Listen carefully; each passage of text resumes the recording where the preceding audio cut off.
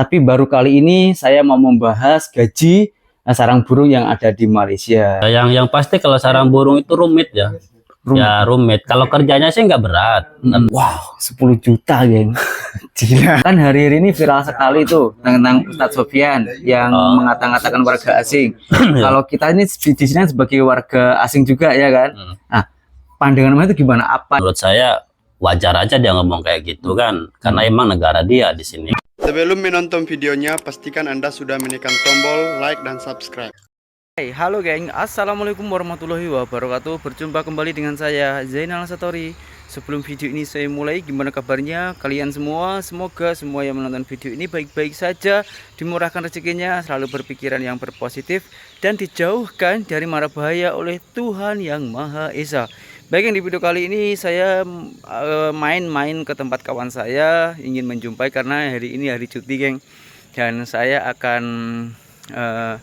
memberikan informasi kepada kalian, yaitu tentang gaji pekerja sarang burung yang ada di Malaysia. Burung itu macam itu geng, ini penampakan sarang burung. Nah, nanti kita tanya-tanya kepada orangnya, kerjanya itu ngapain aja dan digaji berapa di sini. Nah, oke, langsung kita cari orangnya ya geng. Nah, ini geng, jadi beliau itu kerjanya itu dipegangin hela geng, kereta atau mobil ya. Ini untuk bekerja, tengok geng, bukan main-main. Kerja aja dikasih mobil kereta ini. Sekarang kita masuk, kita cari orangnya geng. Oke. Nah, ini geng, rumahnya ini 2 susun geng. Ini ada tangga. Nah, ini geng, kita masuk. Nah, seperti ini. Ini rumahnya geng. Yang itu hari pernah saya sepil ya kan. Ini saya sepil. Oke geng, itu orangnya masih borak-borak, kita tunggu dulu. Ini saya off kan dulu ya geng, nanti kita lanjut kalau orangnya sudah nyantai. Oke geng, ini suasananya di rumah tempat kawan saya yang bekerja di sarang burung. Nah, itu orangnya tapi dia bukan bekerja sarang burung, dia dikerja di bangunan tapi sama satu bos. Nah, ini alat-alat dia geng, kalau dia malam itu kan biasa dia buat live TikTok. Silahkan mampir ke live TikToknya. Apa namanya live TikToknya mas? Akun TikToknya apa namanya? Siapa? Akunya? Nah, iya. Saya punya? Ya. Oh, saya punya Triajalah. Triajalah. Triajalah kuli biasa. Oke, dan nanti yang mau saya wawancari abang ini. Ya, masih apa? Masih dandan. Kalau nama TikToknya apa mas? Puyung, silakan mampir ke sana geng. EKRH. Nah, sekarang kita tanya-tanya masalah gaji pekerja sarang burung di Malaysia. Nah, ini geng, orangnya yang bekerja di sarang burung Malaysia.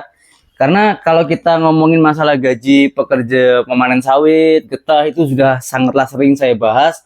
Tapi baru kali ini saya mau membahas gaji sarang burung yang ada di Malaysia. Prosesnya itu juga bagaimana. Tentunya kalian semua itu penasaran sekali. Dan sarang burung ini bukan hanya di Malaysia saja, geng. Di Indonesia juga ada. Oke, langsung kita tanya-tanya kepada yang bersangkutan ya, geng. Mas, mau tanya-tanya sedikit boleh ya? Boleh. Mas tuh kerja di Malaysia sini sudah berapa lama, Mas? Ini dari awal apa dari akhir nih? Pernah bolak-balik ya? Kalau yang ikut bos ini? Oh, kalau yang ikut bos ini dari 2014. 2014. Nah, 2014 sampai sekarang 2024. Wah, 9 tahun ya? Ya, 9 tahun, 10 tahun jalan lah. 10 tahun jalan. Itu ikut satu bos ini dengan pekerjaan yang sama? Ikut satu bos ini ya? Enggak, mula-mula saya ikut bos ini ikut bapaknya kan, ikut ayahnya. Dulu ayahnya di sini jual beli getah. Oh, jadi 1 bulan saya ikut bapaknya, udah 2 bulan saya ditarik sama anaknya gitu. Jadi saya ikut anaknya. Nah, kalau macam itu mas, kalau masalah dokumennya itu gimana? Dokumen apa itu? Permitnya? Kalau permit ya permit kebun sih saya sih, permit kebun. Jadi kerja sarang burung juga itu cuma sampingan aja. Oh, dulunya sampingan. Tapi sekarang? Kalau sekarang udah dibuatin permit sama bosnya, permit bukan permit kebun udah. Sudah permit pribadi sarang burung itu ya. Nah, yang mau saya tanya-tanya mas, kerjanya di sarang burung itu kalau hitungan jam itu berangkatnya pukul berapa mas? Kalau sarang burung itu ya, kalau di sini kalau saya lah ya, jam 8 itu kita 8 pagi. 8 pagi itu minimal kita udah tunggu bos kan. Nanti pukul 8.30 itu paling awal 8.30 baru masuk. Nanti 8.30 masuk, nanti sampai jam 12 jam 1 baru makan keluar, nanti masuk lagi. Nggak pastilah, kadang sampai jam 7, kadang sampai jam 7 lebih baru keluar. 7 petang. Sore. Oh. Petang. Nah, kerjanya itu ngapain aja, Mas? Ya kerjanya ya harus punya skill sih sarang burung itu. Harus punya skill ya? Harus punya skill, kita harus bisa terutama di elektrik ya, di lampu ya, di listrik ya. Nah, yang satu itu karena itu penting ya, karena pentingnya itu di dalam itu kan semua elektronik. Jadi kalau ada kerusakan tuh kita harus bisa gitu. Kalau kita nggak bisa ya susah. Karena kan itu penembak air itu kan mesin semua sih itu kan. Nah, kadang terbakar, kadang itu apa? Mesin kabel itu suara terbakar. Kalau mesin yang suara itu kan amplifier kalau di sini bilang kan, kalau tempat kita ampli itu kalau rusak kita bisa beli gitu kan. Oh. Nah, selain itu Mas, apa lagi? Ya yang pasti kalau sarang burung itu rumit ya. Ya rumit. Kalau kerjanya sih nggak berat, tapi yang pasti rumit karena kita ngejaga itu, kalau saya sendiri lah, saya jaga 18 gedungan. 18 gedung? Ya. Wah, gila. Jadi jaga itu kita dari pertama habis manen itu kan kita nunggu kan jaga. Jadi kita 1 bulan tuh kadang 2 kali masuk. Jadi kita ngecek bunyi, ngecek penembak air, kadang ngecek itu apa serangga yang boleh makan dia gitu kan. Wah, harus teliti ya. Kadang kan biawak juga masuk kan. Pernah ada burung elang itu Mas? Burung hantu yang banyak, burung hantu. Oh, burung hantu. Burung hantu, kalau burung elang dia kurang masuk lah, sama rangkong itu yang patungnya panjang. Oh, nah, itu sangat mengganggu itu ya. Kelelawar itu kan. Itu aja sih yang penyakitnya itu aja. Oke Mas, sekarang saya mau tanya tentang gajinya. Gajinya itu bagaimana Mas? Hitungannya? Kalau gaji itu di Malaysia ini gimana ya, kita itu tergantung majikan sih. Kalau gaji pertama itu standar kan 1.500 Oh, kan. gaji basic tuh ya? Ya, gaji basic 1.500. Cuman karena kita udah lama cuma ikut satu bos itu kan. Ya sama sih, manusiawi kayak kita juga. Kita juga kalau jadi bos kita punya pekerja satu gitu kan. Cuma itu aja, otomatis kita ada timbang rasa gitu kan. Kalau gaji 1.500 sudah lama, nggak mungkin kan kita mau ngasih 1.500 aja kan. Pasti dinaikin ya? Pasti dinaikin, setiap tahun juga dinaikin. Dulu gaji saya cuma 1.500, kalau sekarang ya alhamdulillah sudah nyampe 3.000. Wow, 10 juta geng. Gila Kak. Malaysia cuma 3.000, Malaysia. Kalau pas panen tuh ya, kalau pas panen itu ada tambahan lagi. Ah, ada tambahan lagi? Ada tambahan lagi, tapi setiap panen aja lah, setiap panen itu ada tambahan 1.000, jadi 4.000. Wah. Terus kalau sore itu, kalau habis panen itu kadang masih dikasih, kadang 100, kadang 50, nggak pasti lah. Wah, banyak ceperannya ya. Itu di luar gaji ya. Oke, kalau manennya itu berapa hari atau berapa bulan sekali? Kalau manen itu tergantung ya, kadang 3 bulan sekali. Yang pasti 3 bulan sekali lah, yang 2,5 bulan sekali itu jarang. 3 bulan sekali itu panen. Setiap panen tuh kita minggu pertama, minggu kedua, minggu ketiga, sampai minggu keempat itu habis. Tapi yang namanya kita jaganya banyak ya lama juga. Jadi macam terus itu ya? Kurang lebih 2 bulan lah masa panen. Karena banyak saya sendirian kan. Majikan suruh nambah 1 lagi, teman juga nggak mau nambah. Berarti setiap 2 bulan sekali panen? Karena banyaknya sarang burung itu? Enggak, 2,5 bulan. Itu paling cepat 2,5 bulan ya, paling lambat 3 bulan. Dalam 18 sarang burung, Ya. itu sekali misalnya manen itu sampai Oke, satu sarang burung saja Mas. Itu kalau manen itu sampai siap berapa jam atau hari? Kalau 1 gedung aja kalau nggak ada masalah, nggak ada kerusakan tuh 1 hari siap. Oh, 1 hari siap? 1 hari siap. Capan itu kan putaran pertama ya, 1 gedung itu kan kita masuk itu kan, itu saya bilang tadi, kita harus punya skill. Nah, skillnya apa? Kita harus tahu mana yang sudah boleh dipanen itu. Bukan kita masuk panen itu kita sapu habis, bukan. Jadi kita harus tahu, ini sarang ini, kita kan kalau udah biasa kan udah tahu kan, ini yang udah boleh dipanen, yang ini belum bisa dipanen. Walaupun dia besar, tapi dia masih baru kan, belum bisa dipanen. Oh, kalau sembarangan takutnya nanti burungnya lari gitu. Nah, kalau misalkan, oh ini besar nih mau dipanen, sementara itu baru lagi, kalau kita panen dia nggak pulang lagi, itu pergi. Gitu aja. Jadi kita harus punya skill, betul punya skill, udah tahu gitu. Berarti kalau misal orang baru dari Indonesia itu susah ya kalau mau kerja sarang burung ya? Ya kena ajarin dulu, kena dijaga. Kalau nggak dijaga ya nanti sapu habis. Makanya kalau satu gedung itu ya minggu pertama kita paling ya pilih-pilih kan, milih-milih kan. Nanti minggu kedua, ya kan kalau udah ada anak di situ kan minggu kedua kan udah terbangan. Kita boleh ambil. Minggu ketiga, minggu keempat itu biasa udah habis itu. Udah habis. Jadi yang telur pun sudah menetas, ya. terus ya udah terbang. Yang minggu terakhir tuh lah, minggu keempat kelima itu kan, nah, gitu kan boleh panen. Oh, oke Mas, namanya orang kan kadang-kadang sakit juga kan. Nah, kalau pas waktu panen, lepas itu badan tuh tak fit atau sakit, nah itu gimana Mas? Nah, Kan Mas kerja sendiri kan? Itulah kehebatan Malaysia di sini. Oh, macam mana hebatnya? Kehebatannya Malaysia itu kalau minum obat kita ya namanya kita ikut orang. Jadi minum obat tuh kayak harus di TV gitu. Jadi ini minum sekarang terus langsung sembuh gitu. Wih, handal kali ya. Ya itu bedanya. Sedangkan kalau kita sakit, kalau anjuran dokter minum obat istirahatkan. Kalau di sini karena kita bos pakai pekerja cuma satu, jadi ya maunya kayak gitu. Jadi ketika sakit itu maunya ya minum obat terus sehat gitu. Makanya saya disuruh dikasih kesempatan sama majikan doang ketika kayak gini kan, nggak ada kerjaan itu harus betul-betul kita rileks gitu, nggak boleh kerja apa-apa gitu kan. Mempersiapkan badan gitu ya. Dia lebih baik kalah duit buat bayar saya gitu kan. Sebetulnya kesempatan saya cari duit di luar tuh banyak Mas, banyak. Kayak gini kan, saya lepas manen, kerjaan sudah selesai. Itu saya banyak nganggurnya, kadang 1 bulan saya nganggur. Tapi gaji tetap jalan kan meskipun gaji tetap jalan. Banyak nganggur, cuman saya paling keliling, ngecek gedung, racun ke pinggir-pinggir itu paling.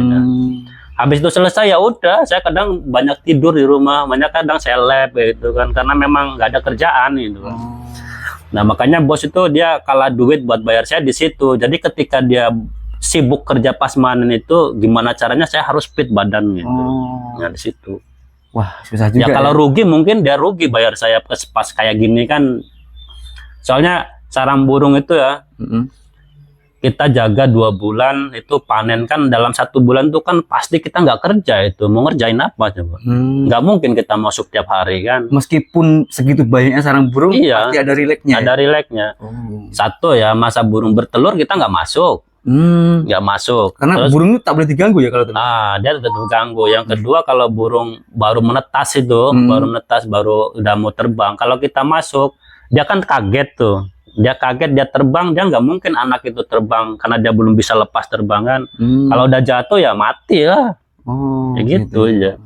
Jadi banyak rileksnya, banyak istirahatnya gitu. Nah, Mas kan segitu lamanya di Malaysia sini, Mas sudah punya keluarga kan?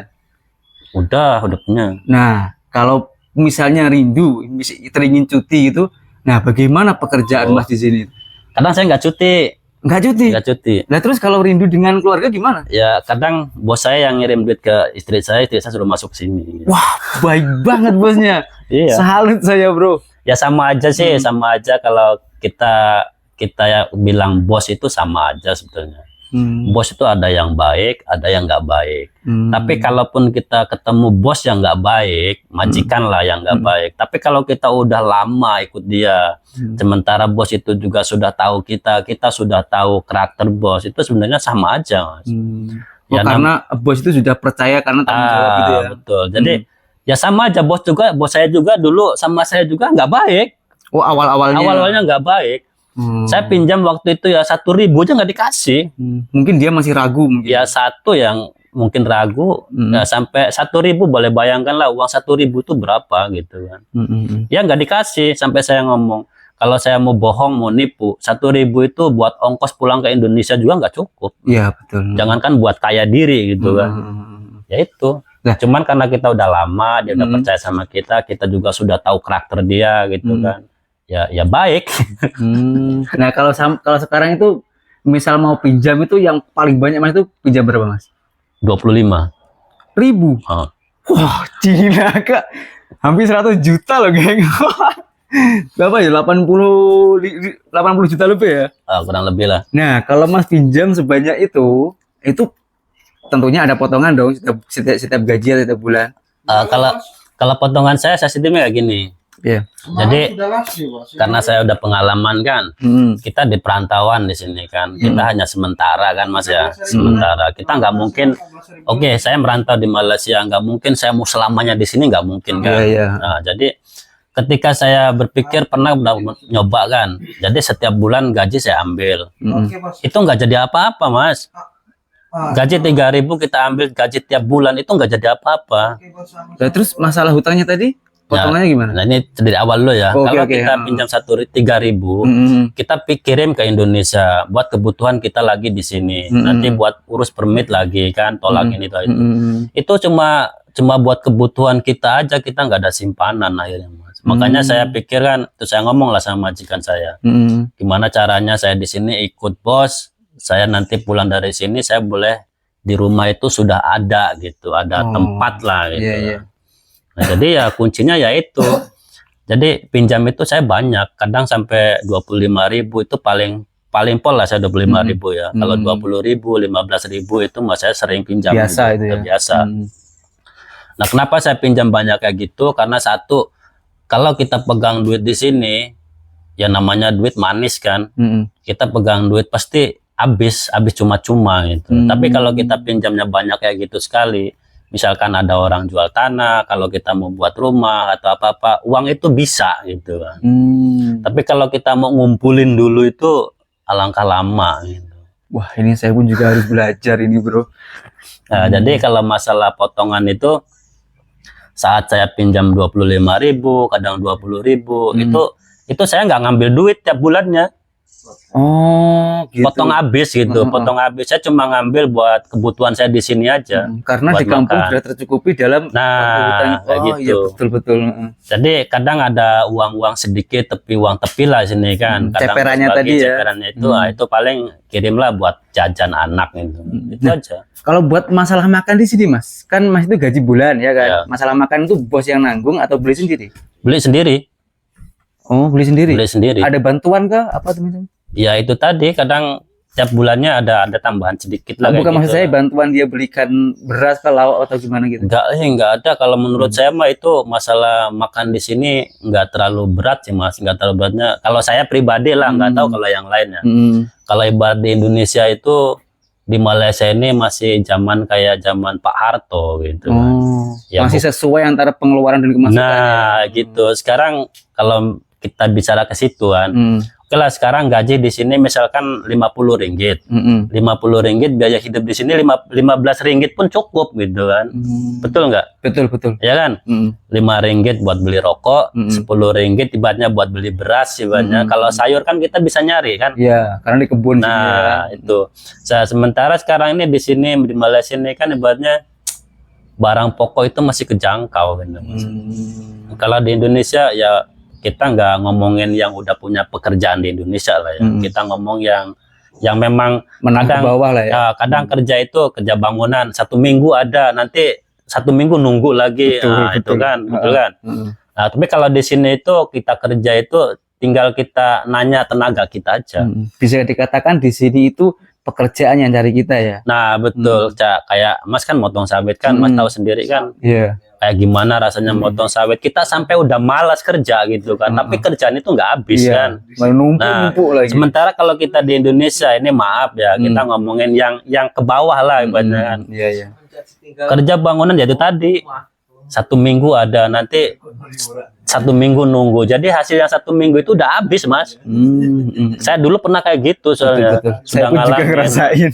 Belum lagi kan butuh anak sekolah, belum lagi kondangan di Indonesia kan tahu sendiri nggak kayak di sini. Kalau di sini orang hajatan kan motong sapi 2-3 ekor juga nggak mengharap sumbangan dari kita kan. Sumbangan Ikhlas. di sini seikhlasnya. Nah, kalau tempat kita kan enggak kan. Oke Mas, kembali lagi ke pertanyaan tadi ya tentang bos tadi. Iya. Pernah nggak bosnya itu marah sama Mas itu? Ya kalau pertama ya, pertama kita 1 tahun itu ya wajar lah, wajar karena satu kita emang belum pandai, belum bisa lah ya. Itu bos marah itu ya luar biasa. Menurut Mas, bosnya marah itu karena, berarti marahnya itu karena apa ya? Pengarahan gitu ya? Ya karena pengarahan. Satu karena pengarahan, misalkan kita udah diarahin, ya kita juga kan susah kan bahasanya dia kan. Kayaknya kadang pun dia ngasih penjelasan kerjaan, kita sudah maksud, cuman dia cara jelasinnya itu beda gitu, Mas. Iya, iya. Nah, di situ kita nggak maksud cara jelasin dia lah, di situ dia kadang marah gitu. Ya marahnya sih menurut saya sih marah ya wajar lah ya, majikan marah sama pekerja wajar, cuman kalau saya kan punya prinsip, Mas. Gimana? Dia mau marah sama saya, dia mau bilang apa sama saya, yang penting satu jangan mukul saya. Yang kedua, saya prinsipnya kayak gini, engkau mau marah gimana pun, yang penting tanggal 1 aku gajian. Oh, tapi Itu yang saya tangkap tadi, kemarahannya bos Mas itu kan untuk mengarahkan, memberi tanggung jawab, memberi ilmu gitu ya. Dulu 1 tahun tuh aku selalu Mas dimarahin, Mas. Dimarahin, ngomong kasar itu udah masuk sini, keluar sini aja gitu. Dan memang itu memang buat kebaikan saya sendiri gitu. Contoh ya, dari Indonesia dulu saya masang lampu itu, masang lampu, cuma masang boklam aja, saya suruh orang, Mas. Lah sekarang kalau buka itu semua, buka suruh pasang semua, saya tahu. Wah, berarti karena Malaysia itu banyak pengalaman ya. Itu banyak pengalamannya. Nah, kalau sekarang kan sudah lama, ibaratnya makan sudah ahli lah ya tentang bidang itu, masih ada nggak kemarahan dari bos itu? Ya sekarang mau udah ya jarang-jarang sih marahnya, pun kalaupun kadang saya kan bangunnya siang, itu aja. Oh, mungkin peringatan aja ya. Bangunnya siang dia udah nunggu, itu aja marahnya. Itu sebenarnya salah saya sendiri sih. Kan itu sebenarnya untuk apa? Mengajarkan agar kita lebih tertib gitu ya, lebih teratur gitu kan. Iya kayak gitu.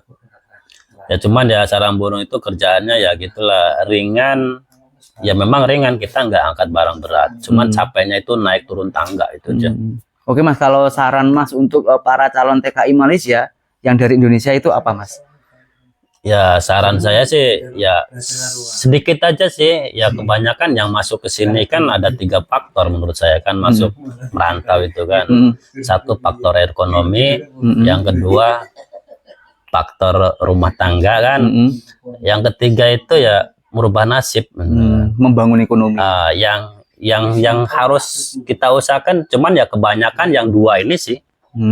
Kebanyakan yang 2 ini orang masuk merantau, orang masuk TKI, kebanyakan yang 2 ini. Kalau yang masuk merubah nasib itu mungkin ada, cuman kurang ya. Kurang lah, kurang.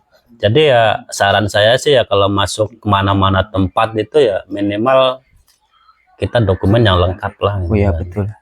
Jadi soalnya apa ya? Kalau kita dokumen lengkap, oke kita kontrak misal ikut majikan 2 tahun nih, kita 1 tahun nih udah nggak tahan gitu kan, kita bisa ngurus ke kedutaan, atau kita mau pindah kerja kita atau mau pulang enak gitu, kita masih ada dokumen gitu.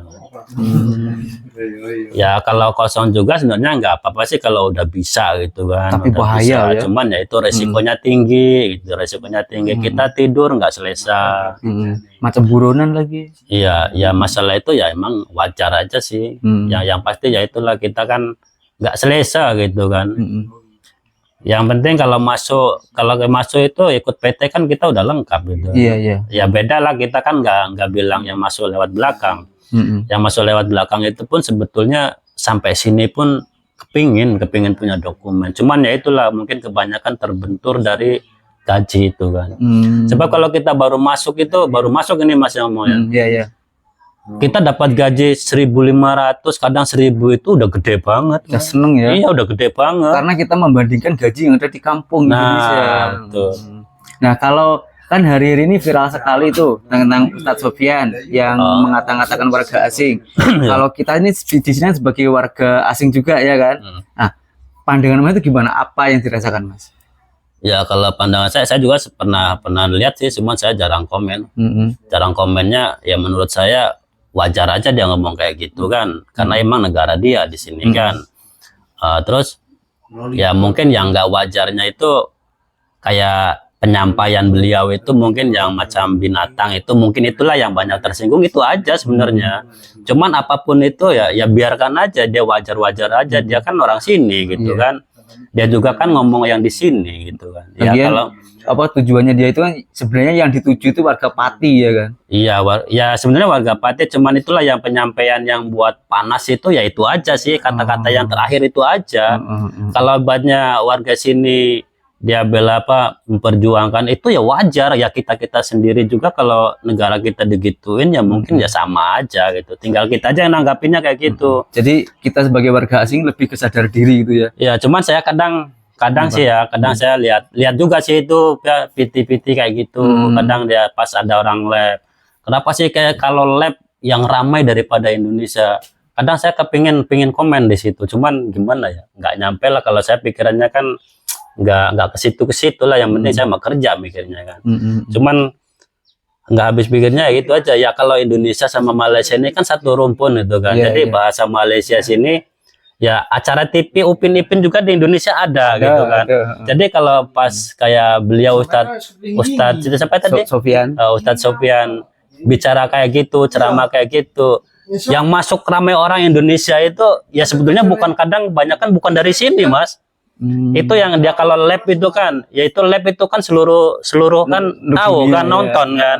Nah mungkin ada yang komen itu kadang bukan yang dari sini, banyak kan yang dari Indonesia komen ke sini gitu kan.